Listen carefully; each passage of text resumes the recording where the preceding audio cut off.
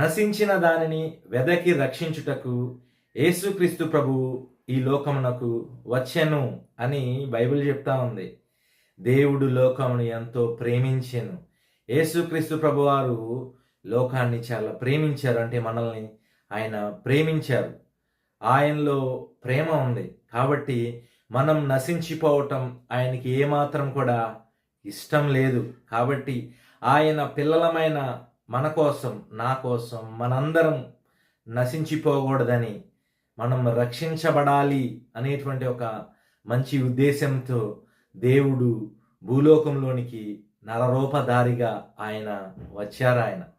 ఆయన ఆది అందు ఆయన వాక్యముగా ఉన్న దేవుడు, సర్వ సృష్టికి ఆది సంభూతుడు అయినటువంటి దేవుడు, ఆకాశం ఆయన సింహాసనముగా, భూమి తన పాదపీఠముగా కలిగినటువంటి మహాదేవుడు. అలాంటి గొప్ప దేవుడు కన్యక మరియ గర్భములో మనందరి కోసం ఆయన తనను తాను రిక్తునిగా చేసుకొని ఆయన మనవలే ఆయన ఈ భూలోకంలో నివసించి ఆయన మనకు ఒక మాదిరి ఉంచి, అంతేకాకుండా మనం నశించిపోవటం ఆయనకి ఏమాత్రం ఇష్టం లేదు. కాబట్టి మనం ఉండవలసిన స్థానంలో ఆయన ఉండి ఆయన ఆ యొక్క నరక ద్వారాన్ని మనకి తప్పించినటువంటి ప్రభువుగా ఆయన ఉన్నారు. సహోదరుడా, సహోదరి, దానిని గుర్తించావా? యేసుక్రీస్తు ప్రభువు మన రక్షకుడని ఎప్పుడైనా అనుకున్నావా? అనుకోకపోతే దేవుడు ఈరోజు నీతో మాట్లాడుతున్నారు ఈ మాటల ద్వారా.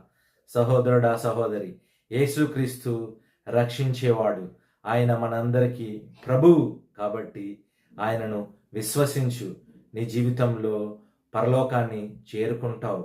ఈ లోకంలో బ్రతికినంతకాలం ఒక ఆశతో, ఒక దేవుని మీద నమ్మకంతో మనం బ్రతకగలుగుతాం. ఈ లోకంలో పరిస్థితులు మన చేతిలో ఉండవు కదా. కాబట్టి మనం దేవుణ్ణి ఆనుకున్నప్పుడు, ఆయన మార్గంలో మనం నడిచినప్పుడు సంతోషముగా, క్షేమముగా, మరి ఒక పీస్ఫుల్ లైఫ్ని మనం జీవించగలుగుతాం కదా. దేవుని వాక్యం చెప్తుంది కదా, ఎవని మనస్సు నన్ను ఆనుకుంటదో వారిని నేను పూర్ణ శాంతి గలవానిగా చేస్తాను అని ప్రభువు చెప్తున్నారు. ఆయన మనం నశించిపోవటం, అశాంతితో నింపబడటం ఆయనకి ఏమాత్రం ఇష్టం లేదు. కాబట్టి యేసుక్రీస్తు ప్రభువారు నశించిపోతున్న మన కోసం ఆయన మనల్ని ప్రేమించి మనల్ని రక్షించటం కోసం ఈ భూలోకంలోనికి వచ్చారు. కాబట్టి నువ్వు విశ్వసించు. యేసు ప్రభువుని హృదయంతో విశ్వసించి నోటితో ఒప్పుకో ఆయనను ప్రభువుగా. అప్పుడు నీ జీవితంలో నువ్వు రక్షించబడుదువు. ఆయన రక్షకుడుగా ఈ లోకంలో ఉదయించారు, ఈ లోకంలో జన్మించారు, నా కోసం, మన కోసం, మనందరి కోసం. కాబట్టి సహోదరుడా, ఈరోజు దేవుడు నీతో మాట్లాడుతున్నారు. సహోదరి, దేవుడు నీతోనే మాట్లాడుతున్నారు. యేసు ప్రభువుని రక్షకుడిగా అంగీకరించావా? అంగీకరిస్తే మంచిదే, లేకపోతే దేవుడు నీతో మాట్లాడుతున్నారు. ఆయనను రక్షకుడుగా అంగీకరించు.